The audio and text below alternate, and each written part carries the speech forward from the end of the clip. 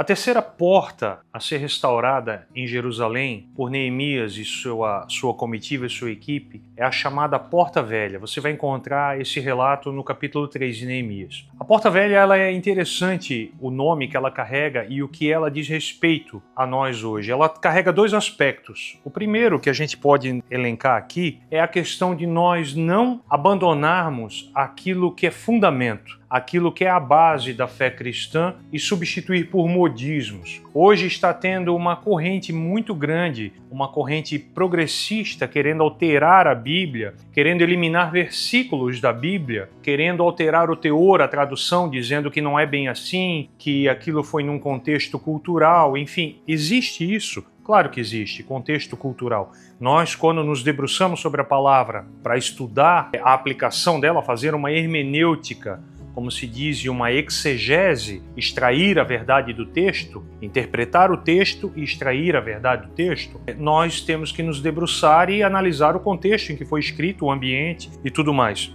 E o que isso diz para nós nos nossos dias? Há uma iniciativa muito grande do inferno deturpar e alterar a palavra de Deus, dizendo que não é bem assim. É uma agenda progressista querendo dizer que aquilo que Deus ensinou e estabeleceu como dogma, como alicerce, como fundamento, não tem mais valor. Não, Deus não muda, meu irmão, minha irmã. Deus é o mesmo, a palavra de Deus não muda. Passará o céu e a terra, a Bíblia diz, mas não será movido nem um tio, nem a mínima letra da palavra será mudada. E ainda em Apocalipse, no final de Apocalipse, no capítulo 22, diz que aquele que retirar algo ou acrescentar algo à palavra de Deus, o que retirar, o seu nome será retirado do livro da vida, e aquele que acrescentar algo, ser-lhe-á acrescentado as pragas descritas nesse livro. Então, muito cuidado. Muito cuidado como se brinca com isso. Eu sei que cada um de nós, quando nós nos sentamos para ouvir a palavra de Deus, seja na igreja, seja assistindo um vídeo como esse, seja lendo um livro de algum autor cristão ou a própria Bíblia, a palavra de Deus ela é versátil, ela vem ao encontro da minha realidade. Ela vai de encontro, ela choca com aquilo que está inadequado na minha e na tua vida, e ela vai ao encontro daquilo que é carência, vista por Deus como carência, por assim dizer, visto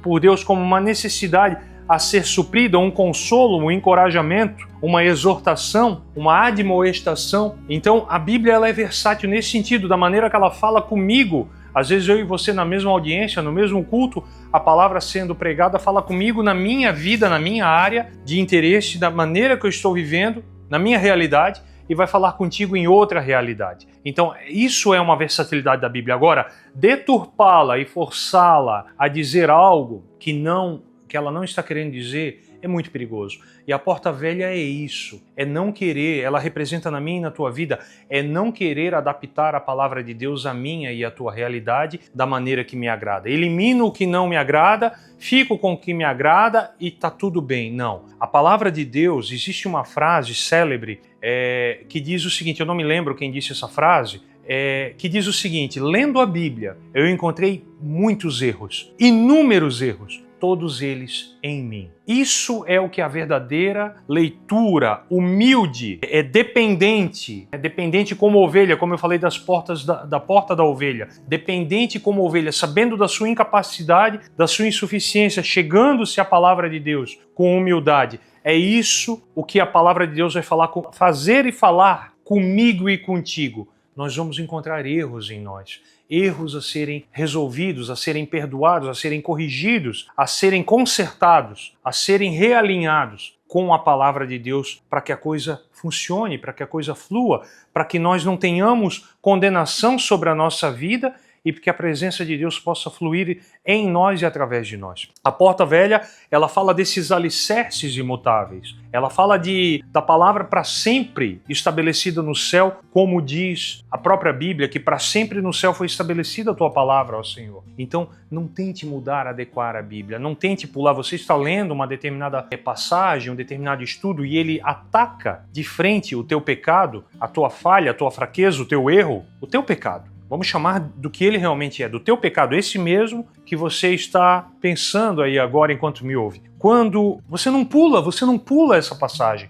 Você lê isso e você procura mais subsídios na Bíblia. Você procura ler mais, pelo contrário, ao invés de fugir, você vai ler mais a respeito daquilo, o que a Bíblia diz que condena a minha prática. Porque a Bíblia ensina que eu e você, irmão, nós temos uma coisa chamada consciência no nosso espírito. E a Bíblia diz que o Deus desse século cauterizou a consciência dos incrédulos para quem não creio. A nossa consciência, ela só conhece dois termos, sim e não, certo e errado. Ela não conhece o talvez. Isso é a alma que faz.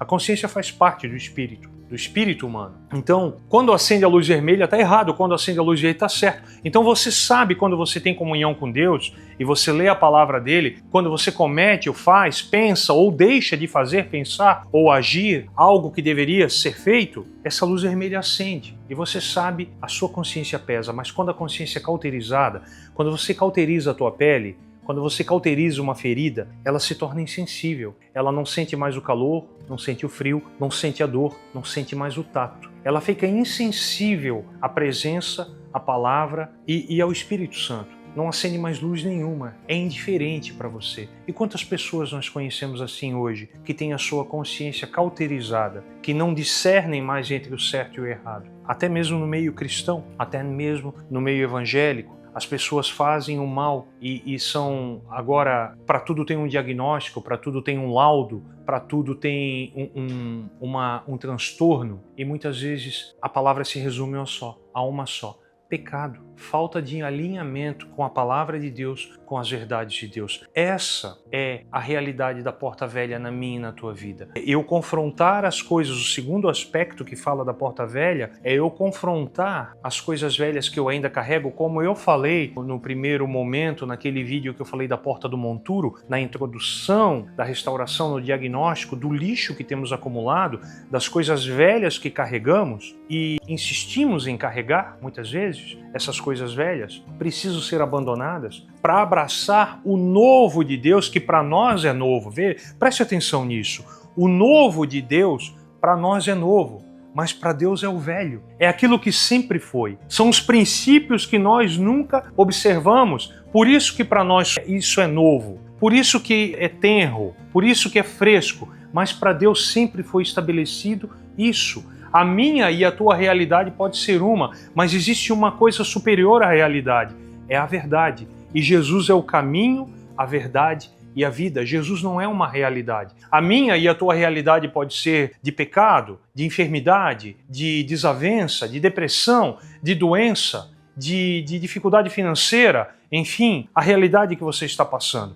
Mas existe uma verdade superior e maior, acima de tudo isso, que deve ser buscada, abandonando velhos hábitos, abandonando coisas velhas pela porta do monturo, pela porta velha também, e abraçando a realidade da Bíblia, a realidade das verdades de Deus que são imutáveis. Deus não muda, nele não há sombra nem variação de mudança. Por isso que nós não somos consumidos. A Bíblia diz que Deus não muda. E isso é maravilhoso, porque se Deus mudasse, nós seríamos consumidos. A Bíblia diz que no Salmo 121, que não dorme nem cochila o guarda de Israel. Ou seja, então Deus não acorda com o pé esquerdo. Deus não acorda de mau humor. Deus não tem sombra nem variação de mudança. Deus não muda a respeito de nada. Por quê? Porque ele é imutável, ele não dorme nem cochila, ele não acorda de mau humor, ele não tem picos nem diferenças hormonais como eu e você na sua dopamina ou qualquer que seja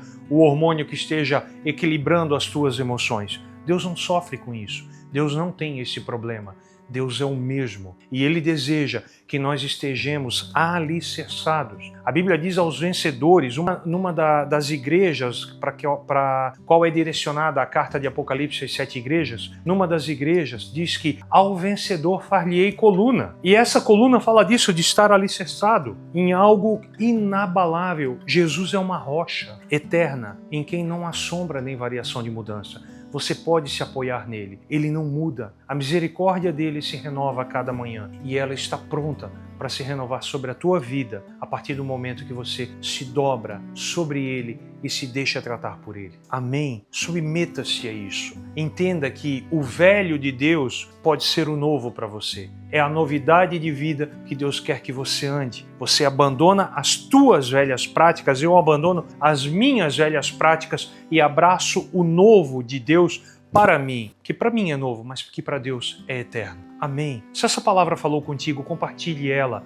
curta ela. Não esqueça de nos seguir para que tenha muito mais alcance e mais pessoas possam ser abençoadas com a palavra de Deus. Amém? E que Jesus Cristo, o Filho do Deus vivo que veio em carne, te abençoe e te guarde nele e para ele, até a vinda dele. Amém?